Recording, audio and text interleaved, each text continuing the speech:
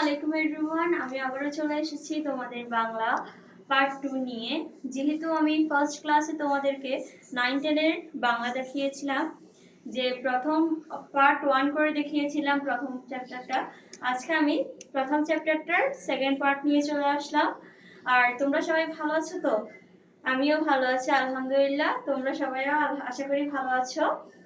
So আমি এখন আর কথা না বেরিয়ে ডাইরেক্ট ক্লাসে চলে যাচ্ছি। আমার ক্লাসটা মাত্র 15-16 মিনিটের হবে। আমি অল্প অংশ করে করে বুঝাবো তোমাদেরকে, যাতে তোমাদের বুঝতে সুবিধা হয়।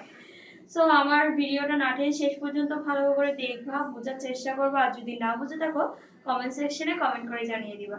সো আর কথা না বাড়িয়ে আমি তাহলে ক্লাসে চলে যাই। সবাই বাংলা এই বইটা খুলো, নবম দশম শ্রেণীর বাংলা প্রথম পত্র বাংলা সাহিত্য, এটা খুলো। সবাই বই সামনে খুলে নিয়ে বসো, এবার আমি পড়াবো। প্রথম চ্যাপ্টার প্রত্যুপকার, এই চ্যাপ্টারটা খুলো।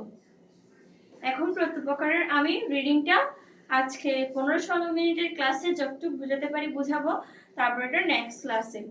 সো তোমরা না বুঝলে কিন্তু আমাকে অবশ্যই কমেন্ট করে জানাবা। তোমরা তো সবাই লেখক পরিচিতি, কবি পরিচিতি, পাঠ পরিচিতি আর শব্দগুলো অবশ্যই মুখস্থ করে ফেলেছো। আর সবাই নোট করবা, নোট করে আমাকে কমেন্ট সেকশনে লিখবা যে নোট করেছি ম্যাম, ডান, ওই রকম লিখে দিলে হয়ে যাবে। সো আমি এখন শুরু করব কবিতাটা, মূল অংশটা। ওইটা কবিতা না, এটা গদ্য। গল্পটা আমি এখন শুরু করব। আলী ইবনে আব্বাস নামে এক ব্যক্তি মামুন নামক খলিফার প্রিয় পাত্র ছিলেন। তিনি বলিয়া গিয়াছেন, আমি একদিন অপরাহ্নে খলিফার নিকট বসিয়া আছি, এমন সময়ে হস্তপদ্মবদ্ধভাবে এক ব্যক্তি তাহার সম্মুখে নীত হইলেন। আলী ইবনে আব্বাস নামের একজন ব্যক্তির নাম ছিল আলী ইবনে আব্বাস। এক মামুন নামক খলিফার প্রিয় পাত্র ছিলেন। খলিফা ছিল মামুন, ওনার প্রিয় পাত্র ছিলেন। তিনি বলিয়া গিয়াছেন, মানে এখানে সাধু ভাষা প্রচলিত হয়েছে, এখানে খাঁটি শুদ্ধ সাধু ভাষা প্রচলিত হয়েছে। যেহেতু তিনি বলিয়া গিয়াছেন, আমি একদিন অপরাহ্নে খলিফার নিকট বসিয়া আছি, এমন সময়ে হস্তপদ্মবদ্ধভাবে এক ব্যক্তি তাহার সম্মুখে নীত হইলেন। এমন সময়ে একজন ব্যক্তি তার সামনে আসিলেন, মানে আসলেন, নীত হইলেন মানে তার সামনে হাজির হইলেন।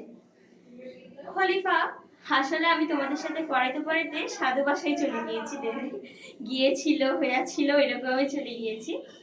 সো আমি আবার আমার মেইন টপিকে আসি। খলিফা আমার প্রতি এ আজ্ঞা করিলেন। খলিফা আমার প্রতি এ আজ্ঞা করিলেন মানে এ আদেশ করিলেন, আজ্ঞা মানে আদেশ। আদেশ করলেন, তুমি ওই ব্যক্তিকে আপনা লইয়া গিয়া রুদ্ধ করিয়া রাখিবে এবং করল আমার নিকট উপস্থিত করিবে। মানে খলিফা ওই ব্যক্তিটাকে, মানে খলিফা মামুনকে, খলিফা আলী ইবনে আব্বাসকে আদেশ করেছেন যে তিনি ওই ব্যক্তিকে, যে ব্যক্তিটা হচ্ছে ওর সামনে নীত হইতে বলছে, ওই ব্যক্তিটাকে রুদ্ধ করিয়া মানে আটকে রেখে ওর কাছে মানে খলিফার কাছে সামনে উপস্থিত করবে, ওইটাই বলছে। তদীয় ভাব দর্শনে স্পষ্ট প্রতীত হইল তিনি ওই ব্যক্তির উপর অত্যন্ত ক্রুদ্ধ হইয়াছেন। মানে এই 2-3 লাইন থেকে যা বুঝেছি আমরা, যে খলিফা মামুন ওই ব্যক্তিটার উপর মানে অনেক কঠিনভাবে নির্মমভাবে রাগ করছে। তো এখানে কি বলছে, তদীয় ভাব দর্শনে প্রতীত হইল যে ওই ব্যক্তি ক্রুদ্ধ, ক্রুদ্ধ মানে রাগান্বিত, ওই রকম ক্রুদ্ধ মানে ওই টাইপসেরই বোঝায়। আমি তাহাকে আপনা লইয়া আনিয়া অতি সাবধানে রুদ্ধ করিয়া রাখিলাম, কারণ তিনি পলাইয়া না যান। খলিফা কোপে পতিত হইতে হবে, মানে ওই আলী ইবনে আব্বাস ওই ব্যক্তিটাকে আপনা লইয়ে মানে অনেক যত্ন সহকারে এনে রুদ্ধ করিয়া রাখছে, যাতে উনি পালাই না যেতে পারে, উনি খলিফার নিকট উপস্থিত থাকতে পারে। খলিফা ওনার উপর ভীষণভাবে রেগে গেছে, তাই জন্য খলিফা বলছে আলী ইবনে আব্বাসকে যে ওই ব্যক্তিটাকে তার সামনে উপস্থিত করার জন্য। এখন তারপর ওই ব্যক্তিটাকে হচ্ছে খলিফা ইবনে আলী ইবনে আব্বাস ওই ব্যক্তিটাকে অনেক যত্ন সহকারে জেলের ভিতর ঢুকাই রাখছে, যাতে উনি পালাই যেতে না পারে, মানে অনেক কড়াকড়ি ভাবে ঢুকাইছে যে উনি যাতে জেল থেকে পালাইতে না পারে, যাতে আলী খলিফা যদি ওনাকে উপস্থিত করতে বলে তখন যাতে উপস্থিত হইতে পারে। তাহলে এটা প্রথম প্যারা। প্রথম প্যারাটা যারা যারা বুঝবা না তারা আমাকে কমেন্ট সেকশনে জানিয়ে দিবা, আমি বুঝাই দিব। আবার সমস্যা নেই, তোমরা না বুঝলে আমাকে কমেন্ট সেকশনে বারবার করো যে ম্যাম এটা বুঝিয়ে এটা বুঝাই, আমি অবশ্যই বুঝিয়ে দেওয়ার চেষ্টা করব। তো দেখো, তোমাদের এই প্রথম প্যারাটা শেষ হলে এই প্রথম প্যারাটাতে কি বলছে ওইটা ভালো করে 3-4 বার হাইলাইট করবা। হাইলাইট একবারই করবা, 3-4 বার পড়বা, পড়ে ওইটাতে কি বলছে, কি বোঝাতে চাচ্ছে প্রথম প্যারাটাতে ওইটা বোঝার চেষ্টা করবা। তারপর দেখবে তোমাদের অটোমেটিক সৃজনশীলে চলে আসতেছে লেখাটা। এখন আমি সেকেন্ড প্যারা চলে যাই। কিয়ৎক্ষণ পর। কিয়ৎক্ষণ মানে কি? সাধু ভাষায়, শুদ্ধ সাধু ভাষায় কিয়ৎক্ষণ বলে কিছুক্ষণ। আমরা বলি না কিছুক্ষণ অপেক্ষা করো, কিছুক্ষণ এখানে থাকো, কিছুক্ষণ ওখানে থাকো, এরকম বলি না, কিছুক্ষণ মানে অপেক্ষা করা, কিছুক্ষণ। এটাকে সাধু ভাষা বলে কিয়ৎক্ষণ। কিয়ৎক্ষণ পরে তাহাকে জিজ্ঞেস করিলাম, আপনার নিবাস কোথায়? কিছুক্ষণ পরে আলী ইবনে আব্বাস ওই ব্যক্তিটাকে জিজ্ঞেস করছে তার নিবাস কোথায়। নিবাস মানে বসবাস কোথায় হয়েছে, মানে তিনি আগে বাস করতেন কোন জায়গায়, ওইটাই জিজ্ঞেস করছে। তিনি বলিলেন, ডেমাস্কাস আমার জন্মস্থান। ওই ব্যক্তিটা বলছে ডেমাস্কাস আমার জন্মস্থান, মানে ডেমাস্কাস ওনার মাতৃভূমি, ওনার জন্মস্থল, উনি ওইখানে জন্মগ্রহণ করছে, ওইটাই বোঝাতে চাচ্ছে। ওই নগরে যে অংশে বৃহৎ মসজিদ আছে তথায় আমার বাস। মানে ওই ডেমাস্কাস শহরে যে বৃহৎ মসজিদটা রয়েছে ওইখানে একটা বড় মসজিদ ছিল, বৃহৎ মানে বড়, বড় মসজিদ ছিল, ওইখানে ওই লোকটার বাস, মানে ওই লোকটা বসবাস করলেন। আমি বলিলাম, ডেমাস্কাস নগরের বিশেষত যে অংশে আপনার বাস তাহার ওপর জগদীশ্বরের শুভ দৃষ্টি থাকুক। মানে আলী ইবনে আব্বাস বললেন যে ডেমাস্কাস নগরের বিশেষ অংশে, মানে ডেমাস্কাসের যে অংশে আপনার বাস হয়েছে সেখানে হচ্ছে কি জগদীশ্বরের শুভ দৃষ্টি থাকুক, মানে ওনাদের হিন্দুদের হচ্ছে কতগুলো ঠাকুর আছে না, ওই ঠাকুরদের শুভ দৃষ্টি থাকুক, ওইটাই বোঝাতে চাচ্ছে। ওই অংশের অধিবাসী এক ব্যক্তি একসময় আমার প্রাণদান দিয়েছিলেন। মানে কি বলছে, ওই ডেমাস্কাস শহরের ওই অংশের, মানে উনি যে জায়গা থেকে আসছে ওই অংশের একজন ব্যক্তি হচ্ছে কিয়াকে আলী ইবনে আব্বাসকে সাহায্য করছিলেন, একদিন ওনার প্রাণ বাঁচাইছিল। এখন কি বলছে, পরের প্যারাটাই চলে যায়। আমার এই কথা শুনিয়া তিনি সবিশেষ জানিবার নিমিত্ত ইচ্ছা প্রকাশ করিলেও আমি বলিতে আরম্ভ করিলাম। মানে ওনার এই কথাটা শুনে ওই ব্যক্তিটা হতভম্ব হয়ে গেছিল যে না আমি শুনি, মানে উনি কার কথা বলতেছে। তো উনি ওর থেকে জিজ্ঞেস করলো, আপনি কার কথা বলতেছেন দেখি বলেন আমাকে। তো আলী ইবনে আব্বাস ওনার কথাটা শুরু করছে, বহুত বছর পূর্বে। বৎসর, এখানে বছরকে বৎসর বলছে, বছর ওইটা হবে বছর, বৎসর হচ্ছে সাধু আর বৎসর। বহু বৎসর পূর্বে ডেমাস্কাসের শাসনকর্তা পদচ্যুত হইল, মানে ত্যাগ করছে, মানে শাসনকর্তা। এখন আমাদের বর্তমান হচ্ছে যে সরকার থাকে, সরকার হচ্ছে ত্যাগ করছে, মানে সরকার আমাদের হচ্ছে বর্তমানে হচ্ছে সরকার, এখন নতুন সরকার আসছে, আগে সরকারটা চলে গেছে, ওই রকমই তখনকার ছিল খলিফা, শাসনকর্তা, শাসনকর্তাকে বলে খলিফা। তো ডেমাস্কাসের শাসনকর্তা পদচ্যুত হইল, যিনি তদীয় পদধিষ্ঠিত হন, আমি তাহার সমবিহারে তথায় গিয়েছিলাম। পদচ্যুত শাসনকর্তা বহু সংখ্যক সৈন্য লইয়া আমাদিগকে আক্রমণ করিলেন। মানে ওই ডেমাস্কাসের যে শাসনকর্তা ছিল ওই শাসনকর্তাটা অনেকগুলো সৈন্য বাহিনী, মানে অনেকগুলো লোকজন নিয়ে ওই আলী ইবনে আব্বাসকে আক্রমণ করলেন, ওইটাই বুঝাতে চাচ্ছি এই লাইনে। আমি প্রাণ ভয়ে পলাইয়া এক সম্ভ্রান্ত লোকের বাড়িতে প্রবিষ্ট হইলাম। মানে উনি অনেক কষ্ট করে এখান থেকে পালাই গেছে, পালাই একটা ভালো ব্যক্তির ঘরে উঠছে, মানে এখন যার কথা বলতেছে, যে ব্যক্তিটা ওকে বাঁচাইছে ওর কথাই বলতেছে, কাহিনীটা ওইটাই। তাহলে কি বলছে, এক সম্ভ্রান্ত লোকের বাড়িতে প্রবেশ হইলাম এবং গৃহস্বামীর নিকট গিয়া অতি কাতর বচনে প্রার্থনা করিলাম, আপনি কৃপা করিয়া আমার প্রাণ রক্ষা করুন। মানে ওই ব্যক্তিটা দরজায় গিয়ে বলতেছে, আপনি দয়া করে আমার প্রাণটা রক্ষা করুন, আমাকে বাঁচান।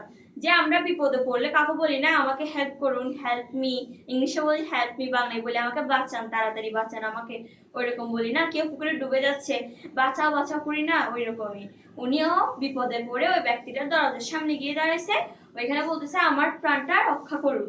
কি বলছে, আমার প্রাণ রক্ষা করুন। আমার প্রার্থনা বাক্য শুনিয়া গৃহস্বামী আমার অভয় প্রদান করিলেন। মানে ওনার হচ্ছে হাত জোর মানে প্রার্থনা করছে, তো এটা শুনে হচ্ছে ওই ব্যক্তিটা, গৃহস্বামী বলতে বোঝাইছে ওই ঘরে যে মালিক ছিল, মানে যে মানুষটা ছিল উনি, উনি হচ্ছে অভয় প্রদান করিলেন, মানে উনি কিছু বলছে। আমি তদীয় আবাসে 1 মাসকাল নির্ভয়ে ও নিরাপদে অবস্থিতি করিলাম। মানে উনি তারপরে হচ্ছে ওনাকে আশ্রয় দিছে, আলী ইবনে আব্বাসকে আশ্রয় দিছে যে থাকতে পারবেন আপনি আমাদের বাসায়, ওইরকম বলছেন। এখন পরের পৃষ্ঠে চলে যাও সবাই। তাহলে এই প্যারাটা সবার বোঝা হয়েছে তো? এই প্যারাটা যারা যাদের সমস্যা আছে সবাই আমাকে কমেন্ট সেকশনে জানিয়ে দিবা, আমি বুঝিয়ে দেওয়ার চেষ্টা করবো। আর সবাই নোট করলে আমাকে লিখবা ইয়েস নোট করেছি, ওইরকমই লিখে দিবা। আর আমি কালকে পরশুর ভিতরে তোমাদেরকে নোট কিভাবে করবা নোটের পুরো একটা স্টেপ বাই স্টেপ দিয়ে দিব, তোমরা দেখে নিতে পারবো এখান থেকে। সো আমি এখন 2 পৃষ্ঠে চলে আসলাম।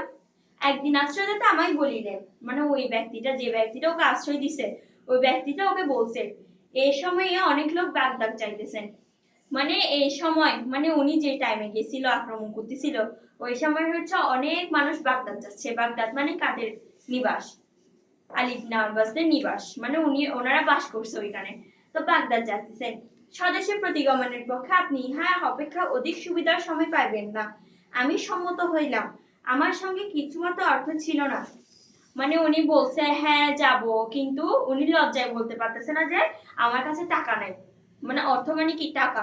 ওনার কাছে কোনো টাকা নেই এই মুহূর্তে, ওইটাই বোঝাতে চাচ্ছে। লজ্জাবশত আমি তাহার নিকট সে কথা ব্যক্ত করিতে পারলাম না। মানে উনি লজ্জা পেয়ে ওই ব্যক্তিটার সামনে ওগুলো বলতে পারে নাই যে ওনার কাছে এখন টাকা নেই, উনি যাইতে পারতেছেন। ওইটা হইল একটা লজ্জার বিষয় না, যে লজ্জা লাগে আমার ওইরকম না টাইপসটা। তো উনিও বলতে পারে নাই লজ্জার কারণে। তিনি আমার আকার প্রকার দর্শনে তাহা বুঝিতে পারেন, মানে তার অঙ্গভঙ্গিতে ওইটা বুঝতে পারছে উনি, যে সে কেন যাবে না বলতেছে ওইটা। এবং কিন্তু তৎকাল কিছু না বলিয়া মুনামল করিয়া রহিলেন, মানে কিছু বলে নাই তখন ওই ব্যক্তিটা, তিনি চুপ করেছিলেন। মুনামল মানে কি? চুপ করে থাকা, চুপ করে থাকা। তিনি আমার জন্য যে সমস্ত উদ্যোগ করিয়া রাখিছিলেন, প্রস্থান দিবসে তাহা দেখিয়া আমি বিস্ময়পূর্ণ হইলাম। মানে তিনি যে সমস্ত উদ্যোগ করছেন, মানে উনি হচ্ছে ওর জন্য অনেক কিছুর আয়োজন করে রাখছে, ও যাওয়ার সময় সেগুলো দিবে। তো উনি ওইগুলো দেখে, আলী ইবনে আব্বাস ওইগুলো দেখে অবাক হয়ে গেছে। বিস্ময় মানে অবাক হওয়া, অবাক হয়ে গেছে যে এত কিছু আমার জন্য, একটা অচেনা ব্যক্তি আমার জন্য এত কিছু করে ফেলছে, ওইটাই ভাবছে। আমি কি বলে, একটি উৎকৃষ্ট অশ্ব সুসজ্জিত হইয়া আছে। অশ্ব মানে কি? অশ্ব মানে ঘোড়া। অশ্ব মানে কি? ঘোড়া। একটা উৎকৃষ্ট অশ্ব মানে একটা ঘোড়া সুসজ্জিত হয়ে আছে, মানে সুন্দর করে সাজিয়ে আছে।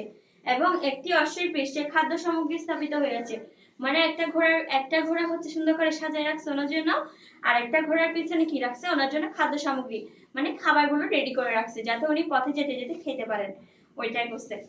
তো খাদ্য সামগ্রী প্রস্থান করেছে। আর পথে আমার পরিচর্যা পরিমাণ নিবৃত্ত একটা ভৃত্য প্রার্থনা স্থলে প্রস্তুত হয়ে রয়েছে। মানে পথে যাতে ওনার কোনো সমস্যা না হয়, কোনো বিপদ আপদ না হয়, তাই জন্য একটা ভৃত্য মানে কি? সৈন্য, মানে একটা মানুষ জোগাড় করে দিছে যে ওনার সাথে যাবে ওনার সেফটির জন্য। এখন আমরা এটাকে বলি বডিগার্ড, ইংলিশের উপর বলি বডিগার্ড, কিন্তু বাংলাটাকে বলা হতো সৈন্য, তখনকার বলতে সৈন্য। তো একটা মানুষ জোগাড় করে দিছে যে ওনার যাতে রাস্তায় বিপদ আপদ না হয়, ওইটাই সেফটি করবে। এখন তারপর কি বলছে? প্রস্থান সময় উপস্থিত হলে সে দয়াময় সদাশয় আশ্রয় দিতে আমার হস্তে একটা স্বর্ণমুদ্রা থলি দিলেন। মানে প্রস্থান, উনি যাওয়ার টাইমে ওই দয়াবান মানুষটা, মানে যে ব্যক্তিটা ওনাকে আশ্রয় দিছে, ওই দয়াবান মানুষটা ওকে একটা সোনার থলে দিছে, মানে স্বর্ণের, ওইখানে ভিতরে স্বর্ণ ছিল। এবং আমার এই যাত্রীদের নিকট লইয়া গেলেন, এবং তাকে হচ্ছে যাত্রীদের মানে হচ্ছে ঘোড়ার পাশে, ওই ভৃত্যর পাশে নিয়ে গেছে যে যাওয়ার জন্য। সেই তার মধ্যে যাহাদের সহিত তাহার আত্মীয়তা ছিল তাহাদের সঙ্গে আলাপ করাই দিলেন। মানে তার মধ্যে ওই ব্যক্তিটা যে আশ্রয় দিছে, ওই ব্যক্তিটা হচ্ছে ওনার আত্মীয়, মানে ওনার আত্মীয় স্বজন যারা আছে, প্রাণ প্রতিবেশী যারা আছে, ওদের সাথে আলাপ করাই দিছে যে আলী ইবনে আব্বাসের, ওই আলী ইবনে আব্বাসের পরিচয় করাই দিছে যে দেখো আমাদের ঘরের মেহমান হচ্ছে, ওরকম করে পরিচয় করাই দিচ্ছে। এবং তারপর কি বলছে? আমি আপনকার বসতি স্থানে এই সমস্ত উপকার প্রাপ্ত হইয়াছিলাম, এই জন্য পৃথিবীতে যত স্থান, ওই স্থান আমার সর্বাপেক্ষা প্রিয়। মানে আলী ইবনে আব্বাস ওই ব্যক্তিটাকে এখন বলতেছে, গল্পটা মূল কাহিনীটা বলতেছে কেন কিভাবে কি হয়েছে, যে এতগুলো স্থানের মধ্যে আমার হচ্ছে সর্বপ্রিয় স্থান হচ্ছে ওই জায়গাটা, ডেমাস্কাস। ওই জায়গাটা হচ্ছে ওনার সর্বপ্রিয় স্থান। কেন? কারণ হচ্ছে ওই ব্যক্তিটা ওনার জন্য অনেক কিছু করছে, অনেক হেল্প করছে, মানে কি বলবো, উনি হচ্ছে এটা ভুলতে পারতেছে না, ওইটাই মূলত কথা। তাহলে তোমরা এই এই প্যারাটার, এই পৃষ্ঠার প্যারাটা আসলে বুঝছো। আমি তাহলে আজকের মতো শুধু একটুকুই পরে গেলাম, বেশি লং করছি না ভিডিওটা, যেহেতু তোমরা বুঝতে পারো আমি পার্ট পার্ট করে দিচ্ছি। আমি পুরোটা বই কভার করার চেষ্টা করবো ইনশাল্লাহ তোমাদের এসএসসির আগে, 10দের এসএসসির আগে আর 9দের অর্ধবার্ষিকের আগে। তো আমার ভিডিওটা না টেনে শেষ পর্যন্ত দেখবা। আর পিছনে তোমরা তো দেখতে পাচ্ছ বোর্ড, এটা নিয়ে কেউ কিছু বলো না, কারণ মাত্রই শুরু করলাম ইউটিউব জার্নিটা, আস্তে আস্তে সব হয়ে যাবে ইনশাল্লাহ।